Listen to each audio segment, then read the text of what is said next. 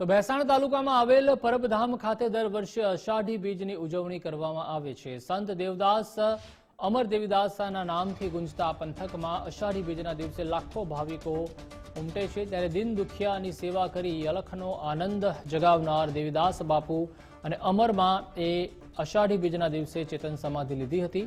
ત્યારથી પરબધામ ખાતે અષાઢી બીજની ધામધૂમપૂર્વક ઉજવણી કરવામાં આવે છે।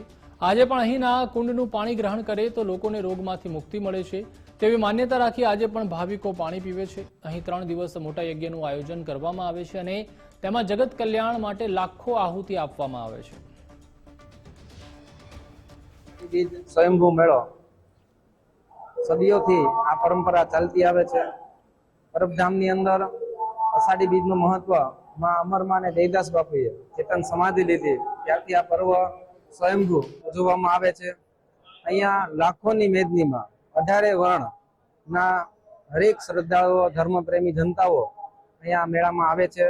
પ્રસાદની વ્યવસ્થા બધા માટે કરવામાં આવે છે, ભોજનની અને યજ્ઞ અને અહીંયા રહેવા માટે ત્રિવેણી સંગમ છે। આ પરબ એટલે કે આ મેળાની અંદર દેવતાઓ પણ કોઈના કોઈ રૂપથી આ મેળાની અંદર સ્વયં હાજરી આપતા હોય છે। આપણે એટલું અત્યારે વિદિત કરવાનું છે કે પરબધામ એક એવું ઉર્જાવાન આ ક્ષેત્ર છે અને આ ક્ષેત્રની અંદર માં અમરમાં દેવીદાસ બાપુ, જસાપીર, વરદાનપીર, સાજલપીર બાપુ, અમરીમાં કરમણપીર, દાનવપીર ને રૂડાપીર, આ 9 ચેતન સમાધિઓ છે। આ 9 ચેતન સમાધિએ આજથી 450 વર્ષ પહેલા બહુ દેવીદાસ બાપુ એમાં અમરમાં એ રક્તપિત્તે આની સેવા કરી છે।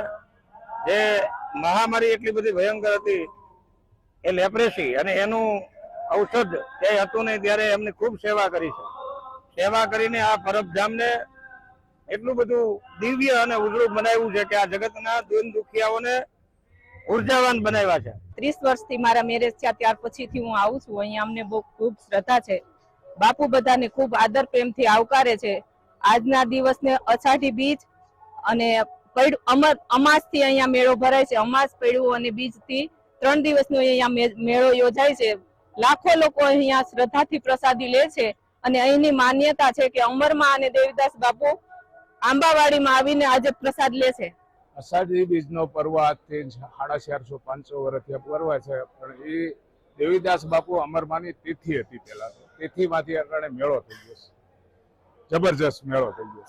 અટાણે અમે આ જે પ્રસાદ બનાવી છે એ પ્રસાદમાં દેશી ઘી, ગોપાલ કંપનીનું, હવે એ અમે 25 મણ વજન થાય છે। 2 ડબ્બા ઘી, 20 ડબ્બા પાણી, 1 ગુણી લોટ, 1 ગુણી ખાંડ એમ કરીને 25 મણ વજન થાય છે। એવી અમે 100 થી 150 કડા ઉતારીએ છીએ। મારી બાજુમાં એના બ્લોકમાં ખીચડી ઉતરે છે, એ 15 મણ આશરે વજન થાય 1 કડાનો। એ 250 થી 300 કડા ઉતારે એ પણ, અને બધા મહાપ્રસાદ લે છે અને ભજન ભાવિકો બધા